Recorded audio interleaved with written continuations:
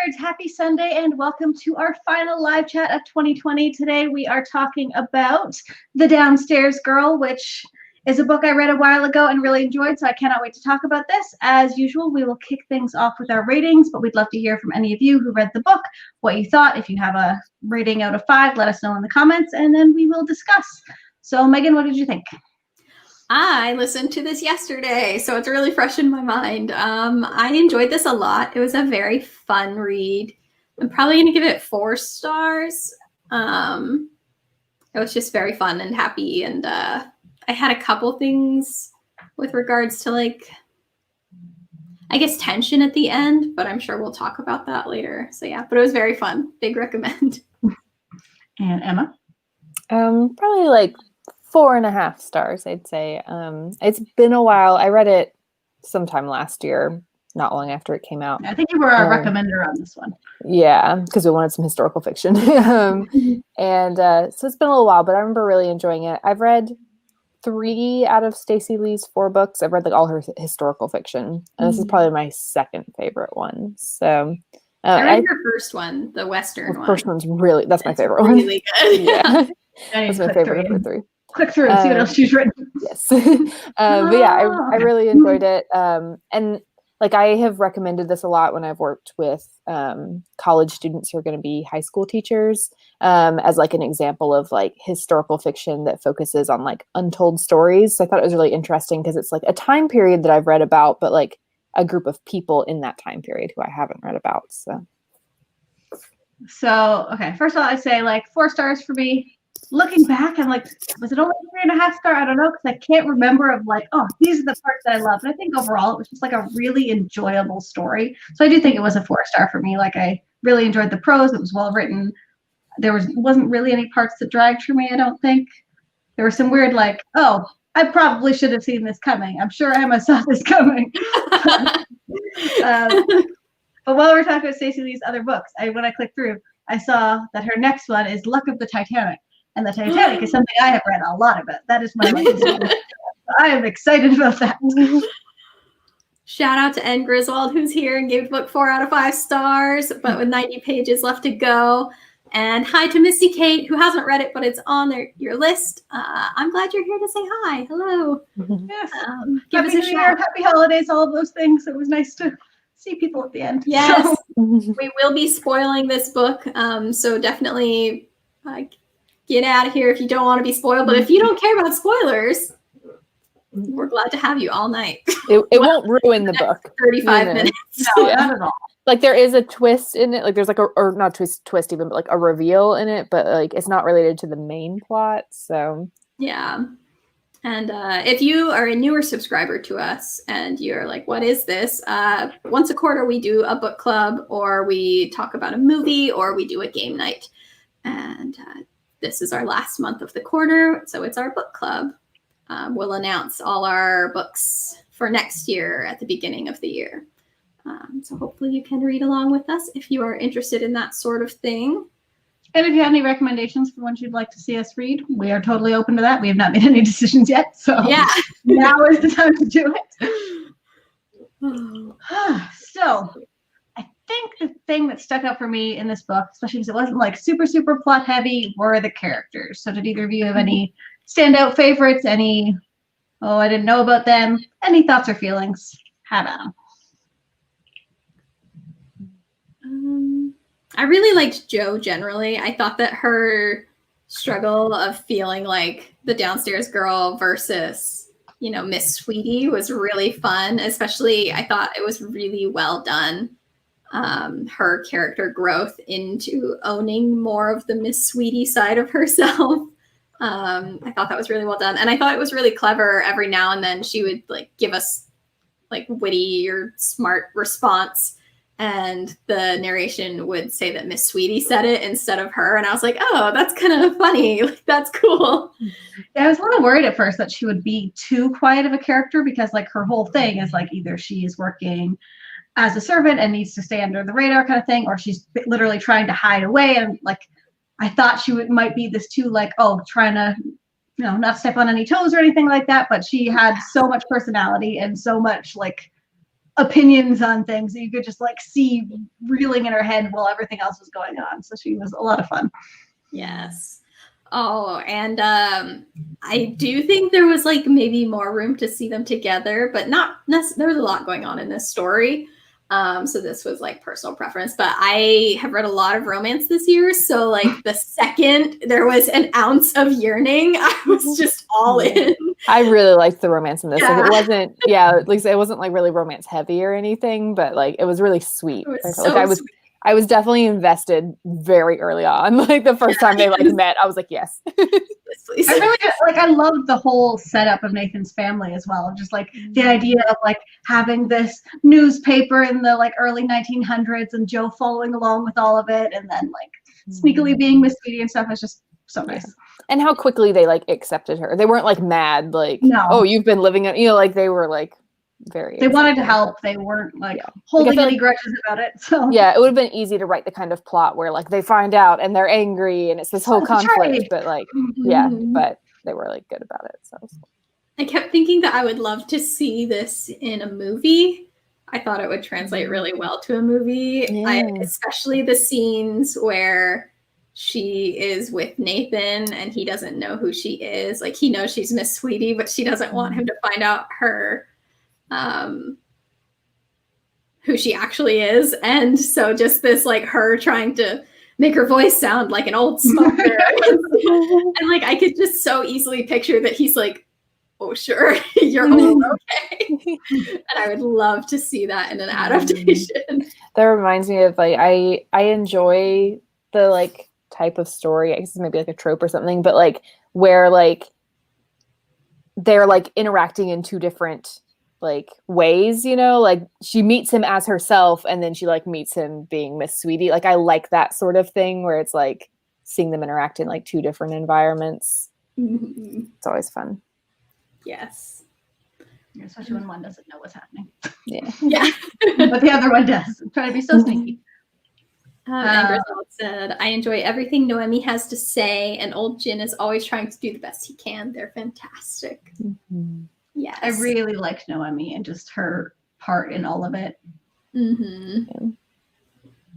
I was just going to answer Misty Kate's question of, yes, this is our very last video of the year. Yes, we will go on hiatus until the new year. We'll be back shortly after the new year with more videos. So if you're here and thinking of clicking away at any time before we're done, please like and subscribe. So you know when we're back talking about writing and books more. I love the bicycle subplot. That was really fun with like Noemi and Joe and riding the bikes. That was very fun. And the bicycle really served as a good like showing Caroline and Caroline's mother. I don't remember what her name was. Of just like the way they both interacted with Noemi and the bicycle and the power play in there and how they're all just kind of terrible. Yeah. I feel like this book, as a writer, this book is a really good like book to study for like incorporating a lot of subplots. Because there's like so many little subplots in it and it never feels like too much is going on. It all feels very natural and like all the subplots work together really well. Because like nothing feels too detached from the other ones. Yeah. Like they're all we have like the whole streetcar subplot and the newspaper and the romance and like the horse racing. Like there's so many. The horse racing, the parentage. There's like those two like preppy girls that are always coming over. Like there's like so many different things going on. Lizzie was one of them. Yeah, and I thought that having the Miss Sweetie responses kind of in between chapters was a really good way of being like, oh, well, this is all going to tie into a Miss Sweetie article, like it's all going to bring it together. And I thought Stacey Lee did a great job of like the horse racing part and like how the newspapers work and the society parts all felt very vivid, whereas usually a lot of these books you get like one of these like mini universes that the characters are kind of interacting with, but there's all of these things going on and you can just see how they all come together to form this very realistic feeling world. For sure.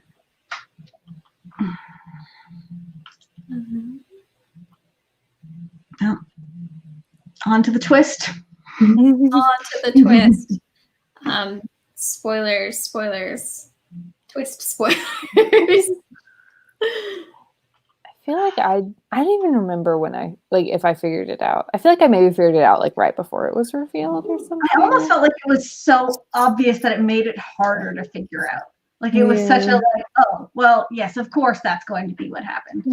So I never even really considered that was going to be a possibility, but yeah, I think there was so much going on that in my head who her real parents was it didn't even cross my mind that was going to be a thing we were going to find out. I was like, well, she has enough going on without having to find out who her parents are too. Like, I think I thought maybe we'd find out like where they went or something, like why they left kind of thing, or something, what happened to them or something like that. But like, I wasn't expecting like a secret about her parentage, I guess. Yeah. This kind of ties into what Griswold said in the discussion section. The book really surprised me because I assumed Mr. Payne was her father, but no, Mrs. Payne is her mother. It's always the rich man cheating and having children who don't enjoy their wealth, typically. That's a good point. And I think I was almost expecting something more like that. Like I wasn't expecting a big reveal about her parents, but I was expecting some sort of information about ties to the Payne family. Like it felt like there was something else going on there, which probably should have been like, oh, obviously this, but. Yeah. I thought having that tie kind of syncing up to, is it Billy who's the bad guy? Yeah. Having it sync up to him, like beating up her grandpa because of the deals that she made with him. Having it the reveal tie in closely with that really upped the tension there. She was like, oh no, she's like, just realized this thing. Like this man is not just her father figure, but literally like biological family.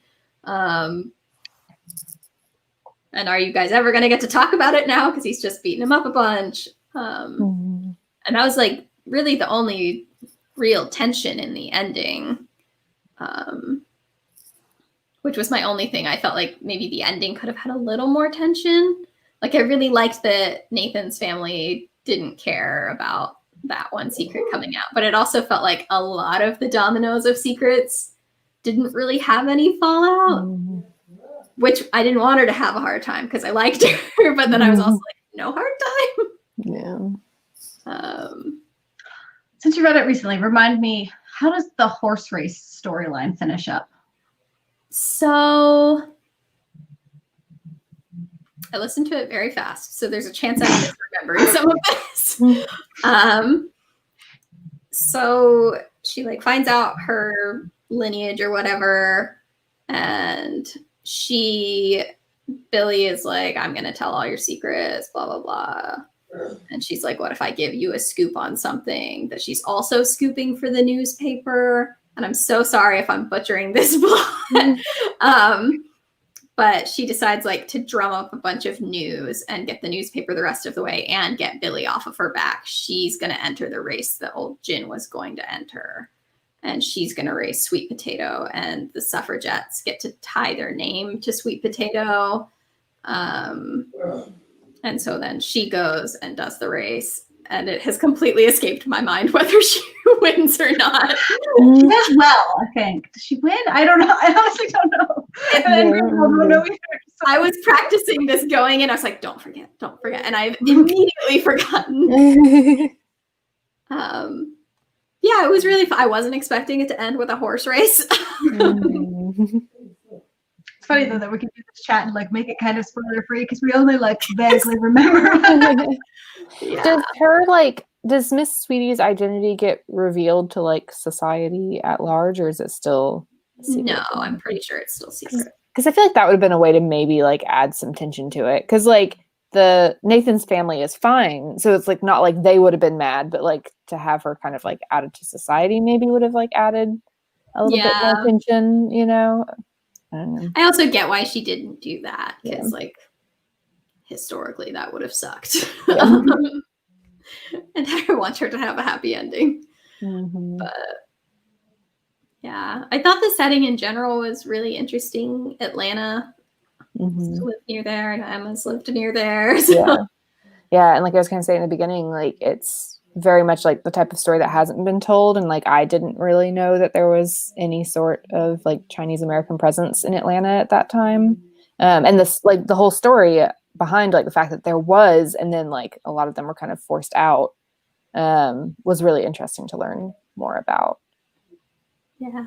And I thought the subplot was really strong too. It's easy to look back at that time period with kind of like privileged tinted glasses of like, oh, votes for women, yay. But it like very obviously wasn't votes for all women. And so there was a lot going on back then and a lot to fight for that people in privileged positions weren't necessarily helping with. So I thought that was a really cool aspect of the book as well. And like it's Reconstruction era. So like when you think about that time period in the South, like you're thinking about like white people and Black people. And so like to remember that there were like other people too, you know, who don't fit into either of those categories. Yeah, for sure. And how they were affected by everything that was going on with like Jim Crow laws and segregation and everything. Because like it's like kind of the whole question in the book of like, where does she fit in? You know, because like there's all these laws coming into play to like discriminate against Black people. She's not Black, but she's not white. So like how she's kind of like, no one even just considers like how she's like, she can't even like rent property or anything. You know? Yeah. I hated Caroline. I hated her the amount the author wanted me to hate her. So it was well done, but I hated her. Yeah, she's a great character. Yes. But she was the worst. I was expecting more from her eventually, like for either the review or something to like unearth a little more depth from her. Like I wasn't surprised that it didn't, but it felt like it was building to something more than there actually was. Yeah. Yeah. She was just so petty. With like when Joe first shows back up for work and she like makes Joe undo her hair because her hair looks nicer than Caroline's. I forgot about the whole like hat plot. Yeah, there was also hats. Lizzie was the other girl who worked at the hat place, right? Yes. Oh yeah. She figures out Miss Sweetie's identity because she wrote in a question about hats, and Miss Sweetie gave the exact answer that Joe had already given to Lizzie previously at work. And she was like, "Oh, I know things." And she liked Nathan? Was it her? She did, yeah. She asked him to go to the race or whatever together. And he said yes. And then very awkwardly backed out in front of Joe.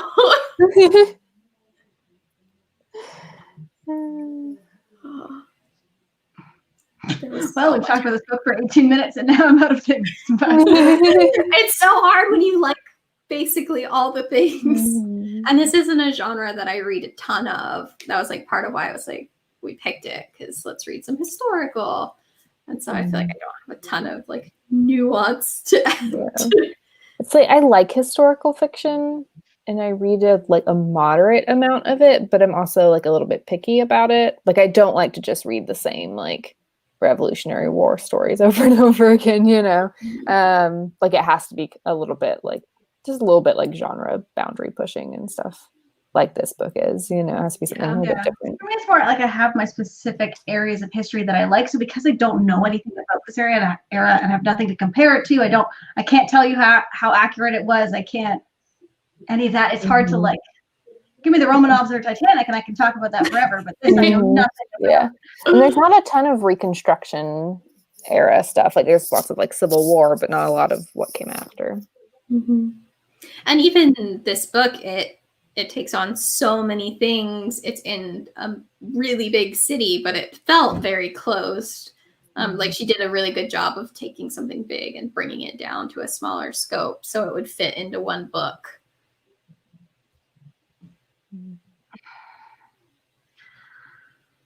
All right then. So how's everyone doing? What's everyone reading? What am I reading? I am reading Igniting Darkness by I'm blanking on her name. I've read multiple of her books and I can't think of her name. She wrote His Fair Assassin series. It is Robin Lefevre's. Robin Lefevre's. That's her name. I'm reading that right now. I just started it. Yay. I'm reading Anxious People by Frederick Bachman. It was one of the books I kept seeing on lists for this year. I think it's translated. I'm not sure. It's set in Sweden. And it's like a bank robbery gone wrong. This really anxious bank robber tries to rob a bank, but it's a cashless bank and they don't realize that. So then they try to run away and end up in an apartment open house. So they take hostages, and there's just the hostages aren't taking them very seriously, and they all just have their own issues, and they're all tied together in ways they don't yet know. Not done it yet, but it's good. Amazing. I'm also part of the way through The Inheritance Games by Jennifer Lynn Barnes. But then my new library, the default for their ebook loans and audiobook loans was 7 days, and I didn't realize that when I hit borrow, and so it only borrowed it for 7 days. And I could have changed it to 14 days, but I didn't realize that. So I only had it for 7 days, and then it expired, and somebody else had a hold on it. So now I have to wait to get it back. So I'm a third of the way through it. As a librarian, you should be able to hunt them down and take it from them.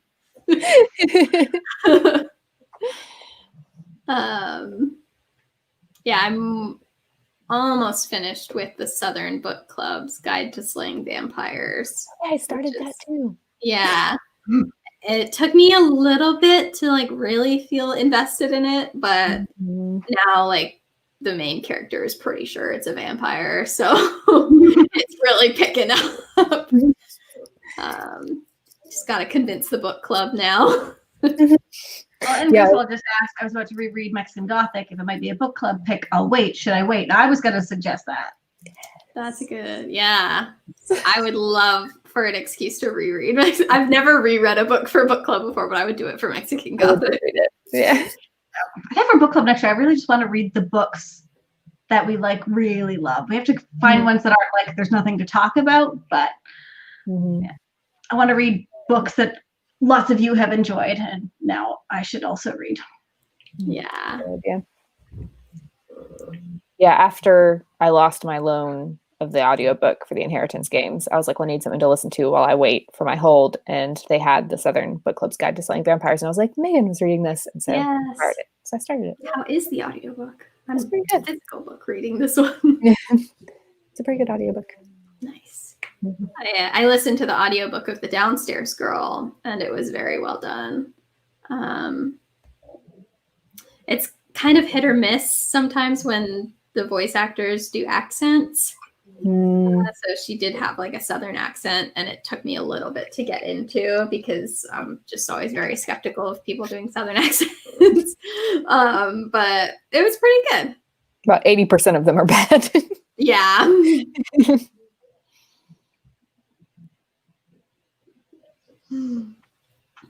And Griswold mentioned my library lets me keep ebooks for 21 days. My new library, when I moved to Florida, they let me keep automatically for 21 days. And I love it for when I have the books out, and I hate it for when I have a hold on the book. My old library did 21 days, and my new one only does 14. Yeah. That's exciting.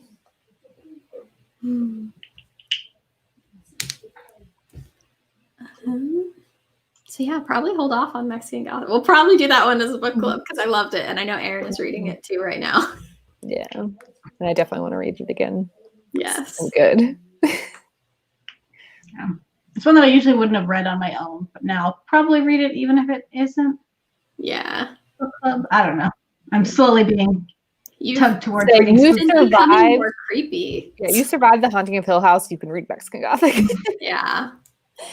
I believe Well, you. earlier today I was actually thinking of okay, I want to recommend Mexican Gothic for book club, and then I wouldn't mind doing probably Blind Manor for.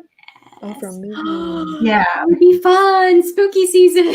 But I don't want to wait until the third quarter, so we can make spooky season winter. yeah. It's all dead. There's nothing spookier. Let's do spooky year. It's fine. Yes, after Spooky the year season we've all had, year. we deserve it. Yeah, the only reason I would say like don't read it is if you have a thing with mushrooms. Like Kyra hates mushrooms, so I was like, maybe don't read it. I can't imagine that. What kind of strong opinions people have about mushrooms? Like, I don't enjoy eating them, but She like really. She really hates them. Like, she saved all her Animal Crossing mushroom DIYs and gave them to me. Interesting. There's a lot of mushrooms in Mexican Gothic. A lot. Kind of gross mushrooms. Yeah. That's interesting. I always like seeing like what new thing people make spooky. Like it feels like everyone has to have some different thing that's spooky in their book or movie or whatever.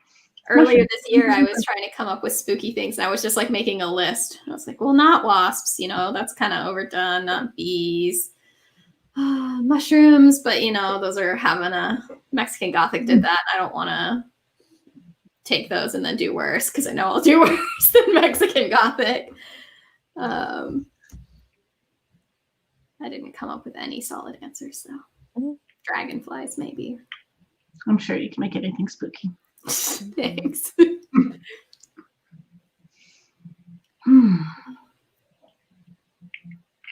Yeah, so read The Downstairs Girl. I really did enjoy it. Yes. Stacey Lee's books. They're cool. Yeah. It's difficult on a month when not as many of us are able to talk about the book as well. So it's like we all love the book, and also there's 3 of us. Yeah, I'll say under a what is the other one called? Some sky, painted sky. Yeah, under a painted sky. I confused that with under a rose tainted sky. Anyway, Under a Painted Sky. It's really good. It's my favorite of her books. It's like Western. Also, like, because it's like a Chinese American girl and an escaped slave. So like people that usually are not featured in Westerns, and has a good romance. And then I've also read it's got a blue Outrun the Moon. Yeah. I've read Outrun the Moon, which is about the Great Fire of San Francisco, I think, or something like that. And it was good. But I haven't. She has like a magical realism type book, Secret of a Heart Note. I haven't read that one. So. Okay, kind of a question for you guys and Griswold of what do you think makes a good book club book? What should we be looking for in 2021? Where is that balance between? Because if it's too good, we don't really have anything to say. If it's too bad, we're not going to say it. Yeah, and we won't finish it. That's like a lot of us won't. Like, I won't finish books if I don't like them. Yeah. And there like have been books in the past that we picked for book club that was like, oh no, we don't like it. Scramble, scatter. We got to cancel. Because we're just not really a channel that's going to get on here and trash books. I feel like one of the most important things is just having something that enough people will read. Like that's the first step. Because like this book had like a lot of like subplots and things to talk about, but it's just like hard to generate enough discussion with only 3 people. Yeah. So like, having something that enough people will read and is like kind of a complex book with a lot of elements. Yeah, some of the best ones I think are the ones where like some of us loved it and some of us were no. Yeah. Or like where we have like mixed feelings about it, you know, where it's like there were things that were good, but things I didn't like about it. Yeah, that's why I would love to at some point talk about Plain Bad Heroines. If we're doing Mexican Gothic, I won't make us do half horror for book club, but I would love to do like a side chat sometime with people who've read it because I had very mixed feelings about how it all wrapped up, but I really enjoyed it still. But I was extremely unsure whether I liked or disliked the ending, and I felt like there was really a lot to discuss with regards to that. I just got that one from the library. We'll have to do a side chat video, like when we did Game of Thrones. If we do end up doing Bly Manor, we should do one of those for Hill House instead and just do it at some other time. Yes. I feel like that's just something we'd all enjoy talking about. Yes, I agree. Just have it be earlier that week when we're about to talk about Bly Manor. What was I going to say? Something about, I had a thought about book clubs and which ones we like debating, but now I don't know. And Griswold said, I like books that aren't on trend. You always pick books that aren't on my radar. I never would have read Seven Husbands of Evelyn Hugo, and it was superb. Yay. Yes, it was. Yeah, I think that one was a bit of a surprise hit. Yeah. Mm-hmm. It was really good. I was trying to convince my sister to read Plain Bad Heroines, and I pitched it to her as Evelyn Hugo meets the Blair Witch Project. I think I pitched That's interesting. that too. Yeah, you told me that. Oh, that was my thought earlier of just like all the research we were doing for Erin on like adult horror has really leaked into what everyone seems to be reading right now. We found a Goodreads Choice Awards. Yeah. Yeah, and Griswold's all for horror. Yay. Just a year of horror. Except for we actually do a have horror plans for Q2 already. Yes. And of course, it's always hard to get everybody to do this, but I do enjoy when we read like a whole trilogy or like a duology or something like that. It is fun to have multiple books to discuss. And there's so much more discussion with those, even if, like, no matter what people's feelings were, like when we read all of the selection, there was this whole arc we got to talk about rather than. Mm-hmm. What else did we do that with? Shatter Me? Yeah, we did it with Shatter Me because I wouldn't have finished that series if we didn't have to read it for book club, and I'm really glad that I did finish it. I think we did Vicious and Vengeful, except I had not finished Vengeful. Yeah. I don't think I have. Did I ever finish? I don't think I finished it still. I can't remember now. You have time before the next one comes out. Yeah. Did We we? never finished our other series. The one everyone liked with the coats. Oh, yes. Oh, I did like So that good. one. And now Yeah, I read the first two and I never finished it for some reason. The third one's good. the third one was really good. And she's got another trilogy coming out in that world, so you have to finish Yeah. it. Are there any like big series finales coming up next year? That would be a good. That are also moderately sized books. It's like I was thinking about it because I was going through like my like Goodreads shelf and I saw like the Cruel Prince series that ended this year. And I was like, oh, series. Not TV series, Google. Come on. Book series. Ooh, although speaking of kind of TV series, although it's really more of a movie series, To All the Boys I Loved Before is kind of finished next year. Oh, yeah.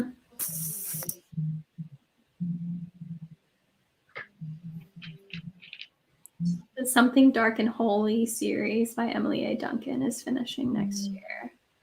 Also, this one's a duology, but the We Hunt the Flame and We Free the Stars by Hafsa Faisal, I think. That one is finishing next year. I definitely want to read that one. I'm trying to think of like things you could do for game night that would fit the spooky theme of like we just do like, spooky quarter and then the thing we're doing in Q2. Just find a way to stream us playing Among Us. Totally do that.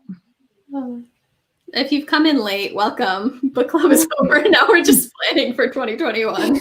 Join us. Give us your thoughts. We should probably just mention in the Slack that if anyone wants to jump on early.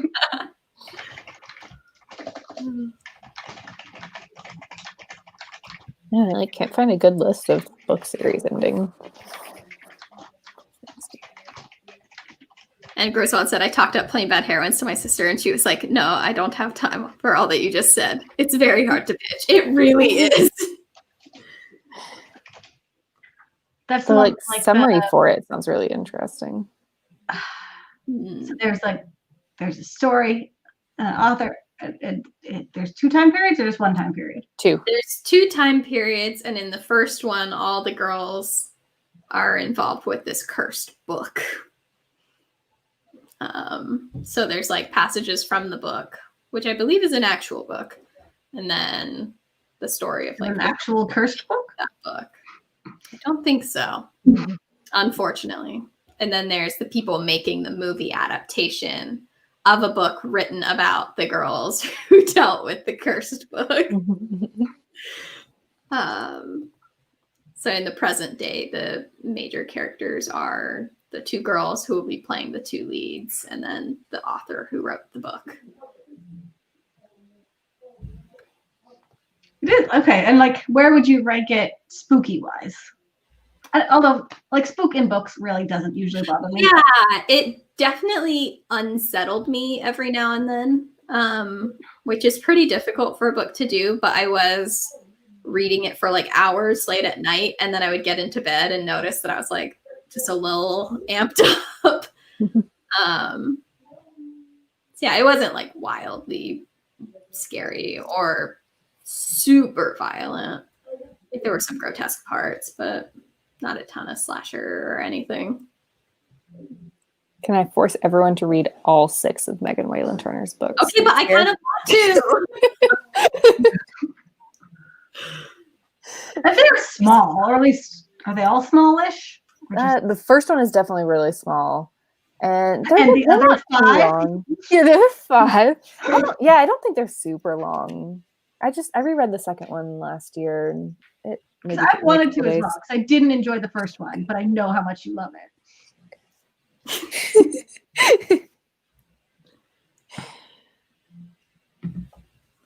Erin says she's making tea and is gonna jump on. So at the very least, the 3 of us can discuss all 6 Megan Whalen Turner. Yes. I had an extremely good reading year this year, and so I have really high hopes for next year. As far as reading goes, I'm hoping to be able to continue this. By the end of the year, I will have doubled the amount of books I read last year. So Wow. I've read less than half the number of books I read last year. I think I'm in about the same boat. Last year wasn't amazing for me, but like I had a few years where I was reading 100 books a year. Yeah. And last year was a dip, and this year it's just Last year I read 100. This year I've read like 39. I must confess, Kelly already knows this, but I had been keeping an eye on the number of books you've read, Emma, because I was like, Emma is never going to have a baby, finish a master's degree, and start a new job in 1 year ever again. This is my only chance to read more books than Emma. And so I read 9 books last month and got ahead of Emma. I'm proud of you. Thank you. Like, this is it. This is the only time. Part of my secret last year was that in like the last 2 weeks of December, I read like 5 graphic novels. I was like, I gotta hit 100 because I was so close to 100. I was like, I'm gonna read a bunch of graphic novels. Because on principle, I don't count picture books. Because I'm like, I read like 100 picture books. Like I can't count. Well, I don't anymore. Yeah. At my old job, I read like 100 picture books. So I can't count those. But yeah. Ellie said, I went from reading 40 books a year to reading almost 15 books this year. It's been a year. It really has. And like, I know the answer before I even finish the sentence. Like, I didn't watch anything more than usual to make up for it. It was TikTok. It was definitely TikTok. It was Animal Crossing. That too. It was all like just like existential dread. Like there was a lot, but none of it was like productive other things I put my time into was the point. Yeah. You've also built a site, a productivity site from the ground up. Like that whole site was made by you. And what did that get me? I've only read 27 books this year. How productive? Well, you have to build the site so then you can use it and read more books later. Like I know I'll probably never read 100 again because like I'm no longer in a job that involves reading a lot. So I don't know. I want to like pick up Megan's super fast audiobook skills and hope that like bumps my neck. It is a game changer. I can listen at like 1.5. I can't go any faster than that, or it bothers me. I can do 2. So maybe for next year, I'm going to see if I can help that. I like slowly trained my brain into it. Like you start with 2 as your max, and then after like an hour, you up it to 2.2. And then just you gradually up it. And then if you can find a really big series, so you're really familiar with the narrator's voice, that helps too. That's how I listened to an Alyssa Cole novella and then novel in the same day. Was because I just knew the person's voice so well that I wasn't going to miss anything at a high speed. It's great. Yeah, and there's always these audiobooks that like I want to read, but you look at it and you're like 18 hours. Even if I'm reading it like 1.5, that's so many hours. So like, being able to do that, yeah, I'm more likely to take a chance on those ones. Yeah. The last Ember in the Ashes book just came out. I mean, those are kind of Yes. long, but I would love to talk about those. I've read the first two, but not the third. Yeah, same. Those were the first books that like really got me into audiobooks, actually. I was like traveling a lot with my husband for work, and I just like picked those up because the library had them. They're very good audiobooks. And good books. Well written.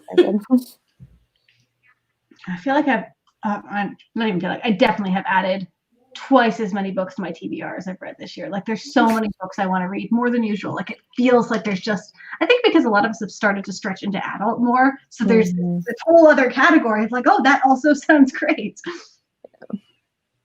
Yeah. Yeah, I listened to a lot of adult books this year, actually, probably more than I've ever read. It was fun. A lot of romance and a lot of horror. Nothing in between. Megan has two modes. Yeah. Either really cute or really horrific.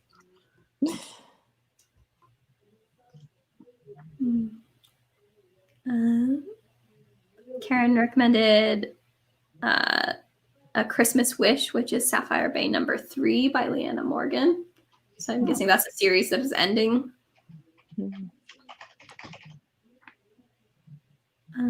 That's much for book club, but I really, before Christmas, I really want to read like a Christmas romance. I think, holidays kept like coming up on my radar. Like, I'd love to read something like that, like a Hallmark movie in book form. Yes. I was about to say we've like never really done an adult romance. Yeah. So we did Red, White, and Royal Blue, but that was more of a new adult vibes. And that's something that you could do like a series because like I can read those fast. Yeah. I wouldn't even know. I'm so unaware of adult romance that I know kind of a lot because my first agent, her main genre was romance. So I am aware of a lot in that arena. Yeah, definitely more women's fiction, but this year I did read a bunch of Taylor Jenkins Reid other stuff. Yeah. And they were interesting because she takes like really cool, before she hit her like Evelyn Hugo and then Daisy Jones and the Six, which is like a alternate our world kind of thing. She was doing like, the one I just read is the main character, her husband was lost at sea, and then like 4 years passed, she's engaged to someone else. Turns out he survived. Like, how do you handle that? And then one is like, what the main character making this one decision and her life branching off in two different directions. So she takes these kind of like high concept things and just plays with them, which is fun. Yeah. And she has a new one next year, so I'm excited about that.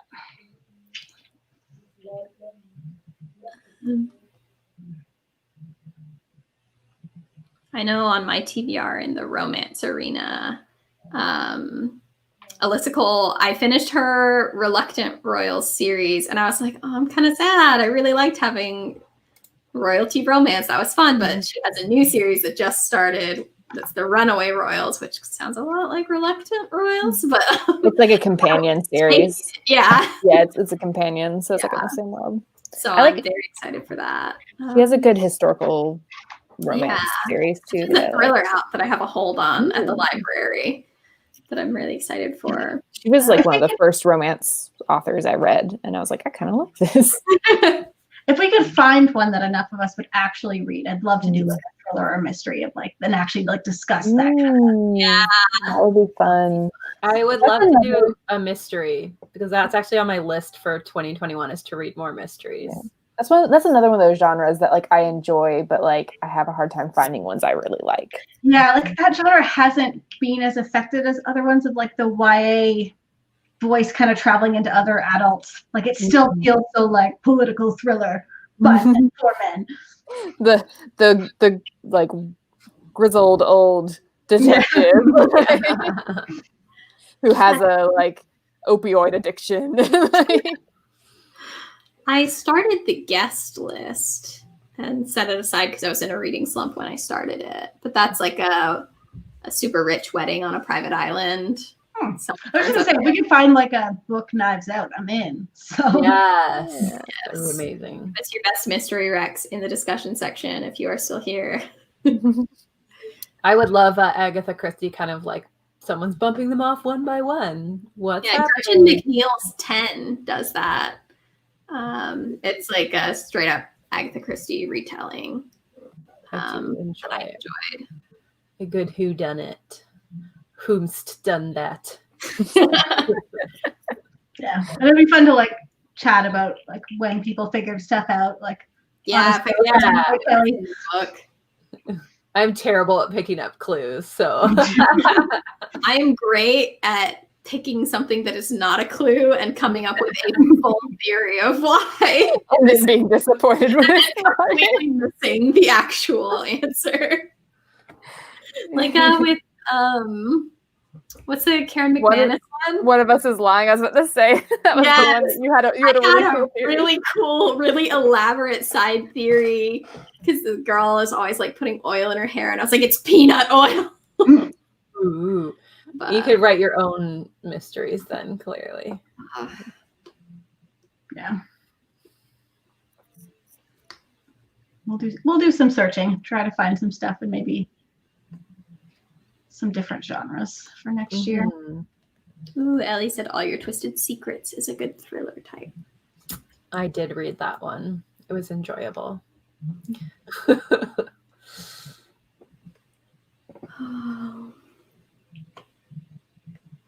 I mean, we just got Erin. Do you have any final thoughts? How are you feeling, Erin? I'm excited about the idea of thrillers or mysteries for future books. I'm definitely the person that's like, if it's a historical, I'm going to be like, I'll read it, and then I won't read it. So She says showing up late to the historical club. There you go. Pretty much anything historical, I can't. My brain is like, no, this is boring. I feel like generally anything even contemporary you're not super into. No, not really. If it's got like scary stuff in contemporary or like messed up drama, probably. But if it's just like a Yeah, 'cause I was gonna say it'd be hard to find like a supernatural mystery, so we may need to stick with the real world. oh, I'm fine with that. Murders are okay. Like I'll read that. Solid. Well, like we mentioned earlier, we are going to be on hiatus until the new year so we can relax a little bit and also plan out what exciting new things are going to be coming next year. We'll be officially picking our book club picks so that we can announce those when we are back. Kelly is launching Planuary over on her website, Tasklins. And we're going to be doing some activities with that. Hopefully getting people really hyped for the new year, making all the goals. So once again, we have a lot of really cool things going on. So if you also think they are cool things, please like and subscribe. I'm pretty sure there's 3 people watching right now, and I'm pretty sure there's people who are here pretty regularly. On the off chance that someone is watching this after the fact, please like and subscribe. And shout out to those 3 people who are here. We love you guys So much. We definitely recognize that you guys are always here and freaking love you. All right. Any final thoughts for 2020? Oh, hold on. And Griswold has a horror rec for me. Horrid. Oh yeah, I keep seeing that. Okay. Yes, thank you. I'm going to read it.